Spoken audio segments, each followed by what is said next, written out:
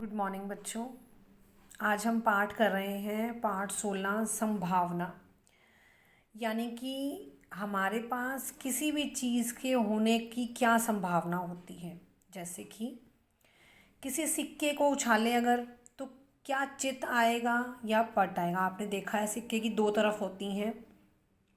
सिक्के की एक तरफ चित होता है, दूसरी तरफ पूंछ होती है, यानी कि पट बोलते हैं जिसको। तो क्या आएगा दोनों में से, इसकी संभावना का बोध करना। या पासा फेंकते हैं, जैसे हम वो डाइस फेंकते हैं, उसको पासा बोला जाता है। उसको उछालें और कौन कौन से नंबर आते हैं, क्या आ रहा है, इसको उछालने का चीज़ की क्या संभावना है, वो होना। ये सारा कुछ हमारी डेली रूटीन से रिलेटेड होता है। ठीक है। आकाश में बादल उमड़ घुमड़ रहे हैं, सारा कुछ इन सब की वर्षा होगी बारिश की या नहीं। बादल अगर आ जाते हैं, कई बार बारिश होती है, कई बार बारिश नहीं होती। इसकी संभावना दोनों तरफ की होती है। ऐसे ही सारा कुछ जो भी होता है, जैसे जब ये वाला वर्ष शुरू हुआ था 2020, तो किसी को नहीं पता था कि ये वर्ष ऐसा जाएगा, इसमें कोरोना आ जाएगा, सारा टाइम लॉकडाउन लगा रहेगा। किसी के साथ अच्छा हुआ, किसी के साथ बुरा हुआ, किसी का काम रहा, किसी का नहीं रहा। मतलब सब चीज़ों की संभावना हो सकती है या नहीं हो सकती, कोई भी काम की संभावना होती है। अब हम ये करेंगे, इसका पहला प्रश्न देखते हैं। अब ये एक प्रश्न आपको एग्जाम्पल दिया गया है। सिक्के के उछालने की संख्या, यानी कि सिक्के को 10 बार उछाला गया, 7 बार उसमें से शीर्ष आया, यानी कि चित्त आया। पूंछ पट कितना होगा, 10 में से 7 बार अगर शीर्ष आया है तो घटाकर 3 बार पट आया होगा। या तो चित्त आएगा या पट आएगा।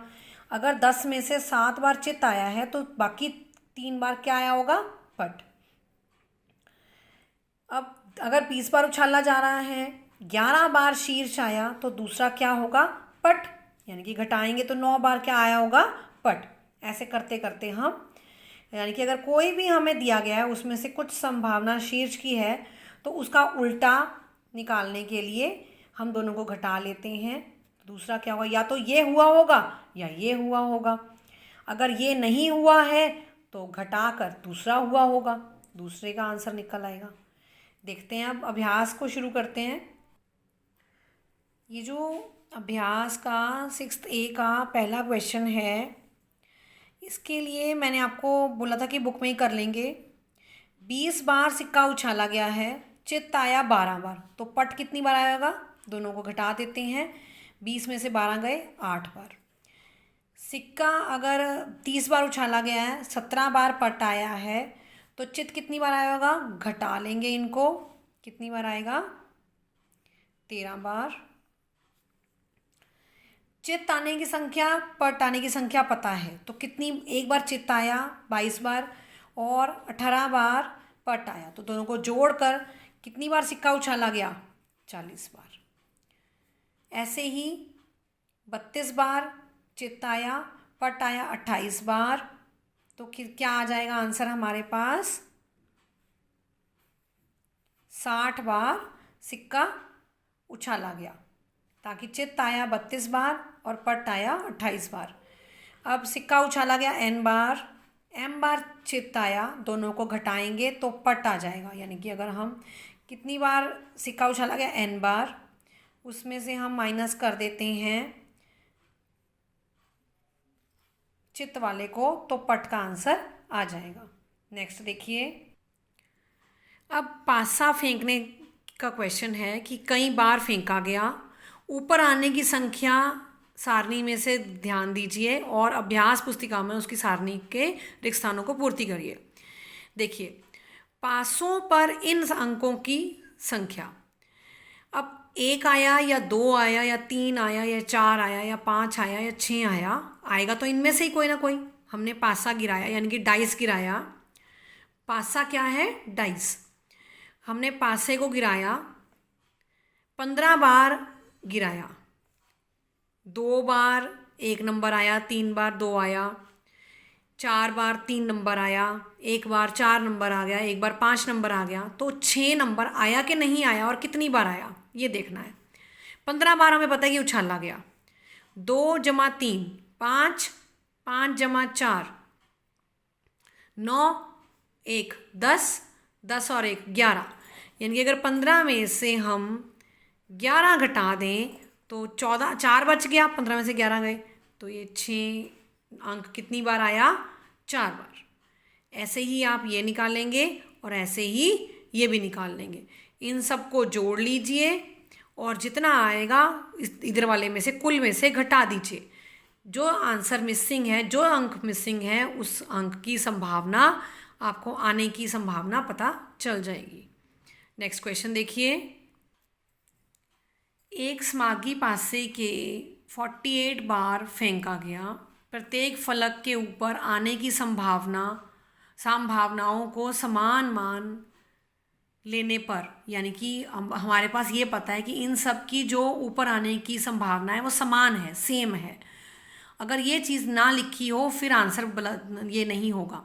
संभावनाओं के समान मान लेने पर ज्ञात कीजिए कि अंक 1 2 3 4 5 6 में से प्रत्येक कितनी बार ऊपर आएगा। अंकों की संख्या कितनी हो जाएगी, कितने अंक आने हैं, 6। पासा फेंका गया, कितनी बार फेंका गया, 48 बार फेंका गया। तो प्रत्येक अंक के ऊपर आने की संख्या क्या हो जाएगी, कुल जो कितनी बार पासा फेंका गया और कितने अंक आने हैं, 6 अंक आने हैं, दोनों को भाग कर देंगे, 8 आंसर आ जाएगा। 8 बार कोई भी, अगर हमने ये माना कि इनकी संभावना समान है, उन्होंने ये चीज़ के समान है, सेम है, इनकी 1 भी उतनी बारी आ रहा है, 2 भी उतनी बारी आ रहा है, 3 भी उतनी बार आ रहा है, 6 भी, 4 भी, 5 भी और 6 भी, सारा कुछ सेम आ रहा है, संभावना सेम आ रही हैं, तो कितनी बार बराबर बराबर आएंगे। तो बराबर का मतलब ये है कि 48 बार हमने फेंका, 6 अंकों ने आना था, इसलिए 8 बार हर अंक आएगा। नेक्स्ट देखिए। एक स्मागी पासे को 54 बार फेंके जाने पर पाया गया कि सम अंकों के ऊपर आने की संख्या 25 है, तो ज्ञात कीजिए कि विषम अंकों के ऊपर आने की कुल संख्या कितनी बार होगी। मैंने आपको बताया था कि जब भी एक चीज़ पता हो और दूसरी चीज़ हमें निकालनी है, ये सम का उल्टा क्या हो गया, विषम, तो हमें 54 में से अगर हम 25 को घटा दें तो हमारे पास आंसर निकल आएगा, क्योंकि हमें कुल बार पता है, सम अंकों की फेंकने की संभावना पता है, तो विषम की निकाल लेंगे हम। नेक्स्ट अभ्यास देखिए। 2 सिक्के एक साथ 40 बार उछाले गए। यदि HH, HT, TH क्रमशः 9, 8, 12 बार आए हों तो ज्ञात कीजिए कि TT कितनी बार आया होगा। हमारे पास क्या है कि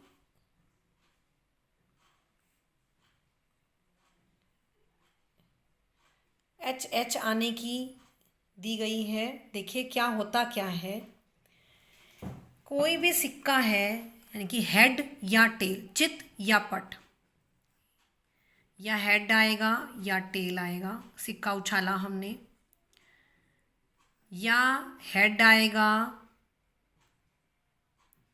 या दूसरे पे भी हेड ही आ जाएगा, या टेल आएगा, पहले पे टेल आ गया, दूसरे पे भी टेल आ गया, फिर टेल आ गया और हेड आ गया। ठीक है, या हेड टेल आ सकता है, या हेड हेड आ सकता है, या टेल टेल आ सकता है, टेल हेड आ सकता है। इसको याद करने का तरीका भी मैं आपको भी बता दूंगी। इसको ये होता है कि पहले आप H, 2 बार H, 2 सिक्के उछालेंगे हैं तो 2 बार HH लिख लिया, एक बार TH लिख दीजिए। अब 2 बार H लिखा था, 2 बार T लिख दीजिए, फिर TH लिख दीजिए। ठीक है, TH TH और यहाँ पे HH TT, 2 बार H 2 बार T, यहाँ पे TH TH। अब हमने क्या करना है कि हमें संभावना दी गई है कि ये सारी आई है, HH एच टी और टी एच की ये दी गई है, तो टी टी की क्या होगी। मैंने आपको बताया था कि जब हमें पता होती हैं उन सबको हम जोड़ लेते हैं और कुल में से हम घटा देते हैं। यही किया मैंने, इन सबको जोड़ लिया और इसमें से घटा लिया। नेक्स्ट देखिए, एक सिक्का 1000 बार उछाला गया और पाया गया कि चित यानी कि 455 बार आया, तो पट आने की प्रतिशत कितनी होगी। अब हमें प्रतिशत निकालनी है तो पहले हमें सिंपल ये पता होना चाहिए कि वो कितनी बार पट आया है। मैं क्या करती हूँ, कुल संख्या 1000 बार हो गई, चित आया 455 बार, ठीक है। तो मैंने पट आने की संख्या ज्ञात कर ली, दोनों को घटाया। अब प्रतिशत जब भी हमें ज्ञात करना होता है तो उसमें जिसका प्रतिशत निकालना है यानी कि पट का निकालना है तो उसको ऊपर रखा जाएगा, कुल हमेशा नीचे आएगा और गुना 100।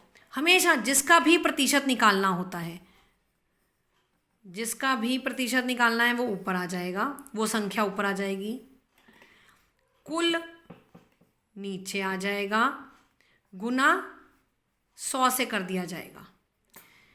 कुल हमारे पास 1000 था, 100 से हमने गुना कर दिया और जिसका निकालना था वो ऊपर लिख दिया। 0 कट गई 0 से, बच गया 545/10।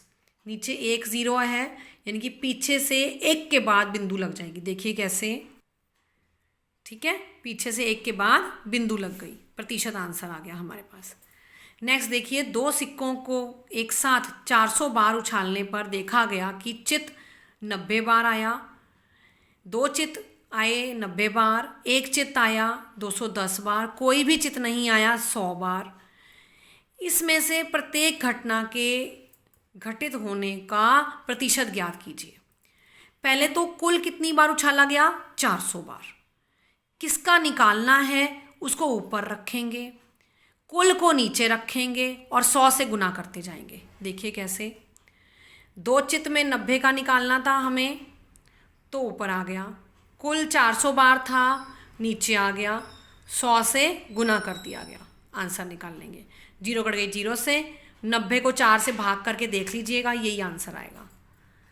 1 चित आया 210 बार, कुल है 400 बार, 400 से भाग हो जाएगा, गुना 100 हो जाएगा, आंसर आ जाएगा आपका, ठीक है। 0 कट गई 0 से, 210 को 4 से भाग कर लीजिए, ये आंसर आ जाएगा।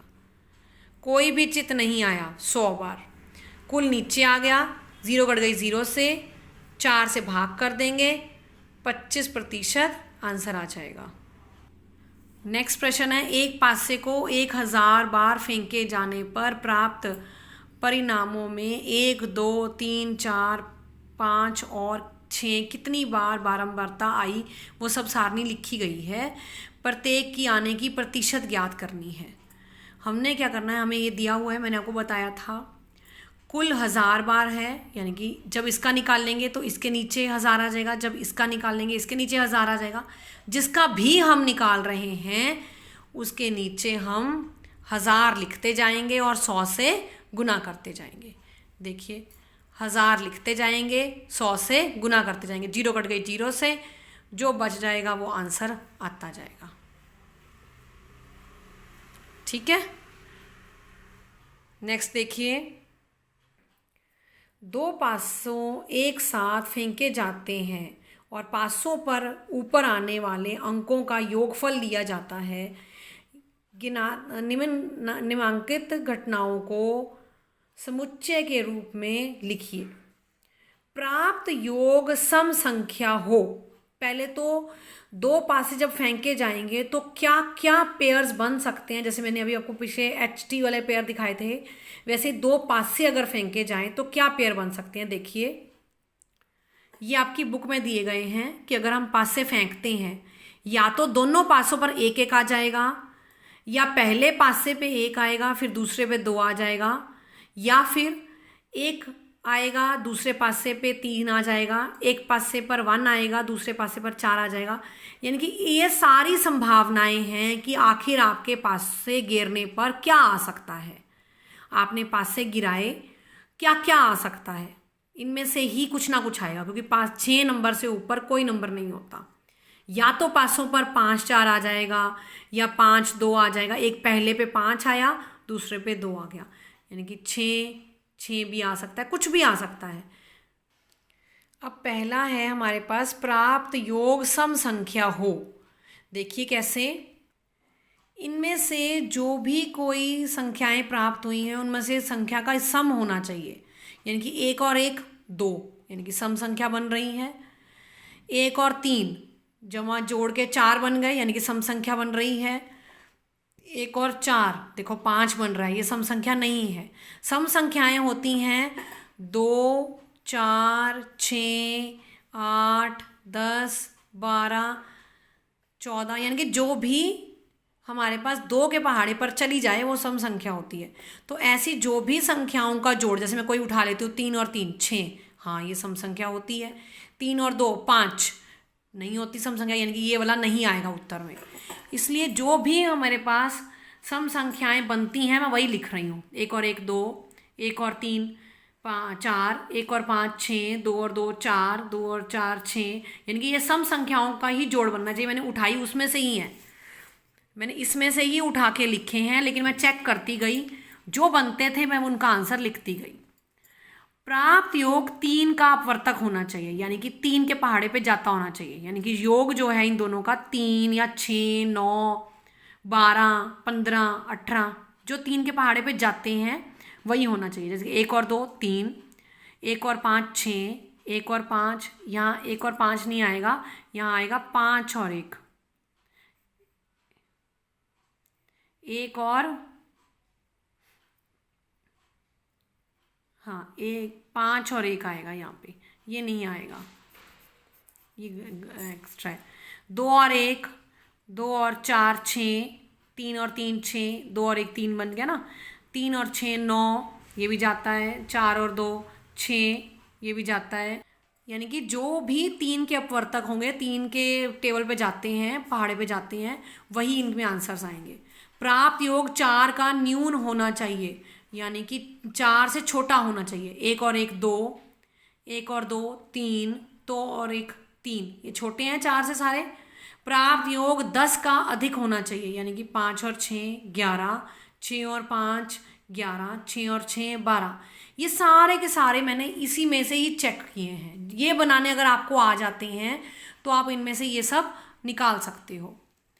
नेक्स्ट क्वेश्चन देखिए, 3 सिक्के एक साथ उछाले जाते हैं तो निम्नांकित घटनाओं को समुच्चय के रूप में लिखिए।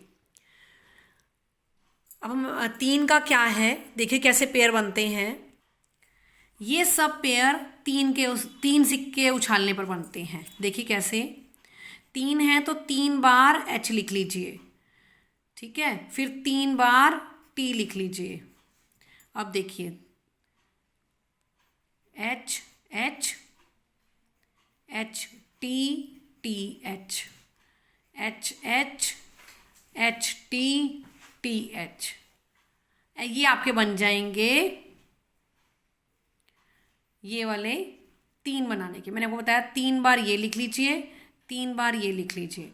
उसके बाद 2 वाले H H H T T H H H H T T H, जो आपने उधर किए थे, उधर आपने ये 3 बनाने सीखे थे, वही वाले अब हमने यहाँ पे साथ में जोड़ देने हैं इनके। देखिए अब हमारे पास पहला प्रश्न क्या है इसका, कोई चित्त प्रकट नहीं होता। चित्त प्रकट यानी कि H नहीं आता। ऐसा कौन सा है जिसमें कहीं H नहीं आ रहा? सब में H H H H H H H है ही है। एक लास्ट में बनेगा T T T, जैसे सबसे पहले H H H बना था वैसे ही T T T बनना है, ठीक है। और हमारे पास क्या हो जाएगा, ये वाला जिसमें कि नहीं होगा, कोई भी नहीं आएगा।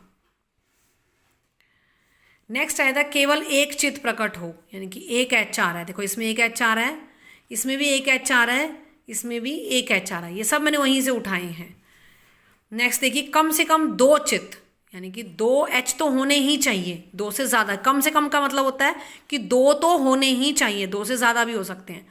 दो तो है ही है, देखो इसमें भी दो है ही है, इसमें भी दो है ही है, इसमें दो से ज़्यादा है, दो यानी कि तीन है। तीनों चित्त प्रकट हो यानी कि तीनों एच हो। नेक्स्ट प्रश्न देखिए, दो पासे एक साथ फेंके जाने पर सम अंकों के ऊपर आने की घटना का समुच्चय लिखिए। सम संख्या जैसे हमने पहले अभी करके आए थे हम, दो दो दो दो चार, दो छः, चार दो, ये सारी की सारी सम ही आ रही हैं ऊपर, जोड़ नहीं बोला हुआ। पहले आपने जो प्रश्न किया था उसमें जोड़ की बात की थी कि जोड़ सम बनना चाहिए। अब प्रश्न है कि हमारे पास दोनों अंक सम ही आ रहे हैं, दोनों अंक ऊपर जो आ रहे हैं वो सम ही आ रहे हैं, सम सम, इसमें भी सम ही आ रहे हैं, देखो सारे सम अंक आए ऊपर आए हुए हैं। नेक्स्ट क्वेश्चन है, दो पासों को फेंके जाने पर विषम अंक का योग विषम अंक संख्या आने का समुच्चय लिखिए, यानी कि ऊपर विषम ही आ रहा है, एक एक, एक तीन, एक पाँच, तीन एक, तीन एक, तीन तीन, ये दो बार लिखा हुआ है, तीन तीन, तीन पाँच, पाँच एक, तीन पाँच तीन, पाँच पाँच, ये सारे के सारे विषम अंक हैं जो ऊपर आ रहे हैं। नेक्स्ट देखिए, दो पासों को एक साथ फेंके जाने पर अंकों का योग विषम संख्या आने का समुच्चय लिखिए। अंक जो हैं उनका योग, यानी एक और दो तीन, एक और चार पाँच, एक और छः सात, योग हमारे पास जो है वो विषम आ रहा है। पहले अंक जो ऊपर आ रहे थे वो विषम थे, अब योग जो है वो विषम आ रहा है। दोनों विषम अंकों का संख्या आने का समुच्चय लिखिए। अब यहाँ पे योग का आ गया, दोनों अलग अलग प्रश्न हो गए हमारे पास। नेक्स्ट देखिए, दो पासों को एक साथ फेंकने पर अंकों का योग अभाज्य संख्या हो। अभाज्य होता है जो कहीं किसी से भाग ना होती हो। एक और एक दो, दो हम किसी से भाग नहीं कर सकते। एक और दो तीन, हम किसी और से भाग नहीं कर सकते। एक और चार पाँच, हम किसी और से भाग नहीं कर सकते। एक और छः सात, हम किसी और से भाग नहीं कर सकते। यानी कि ऐसे ही ये वो संख्याएं लिख रहे हैं जो अभाज्य संख्याएं हैं। नेक्स्ट है, एक लॉटरी में 100 इनाम हैं जबकि उसके 1,00,000 टिकट बिके हैं।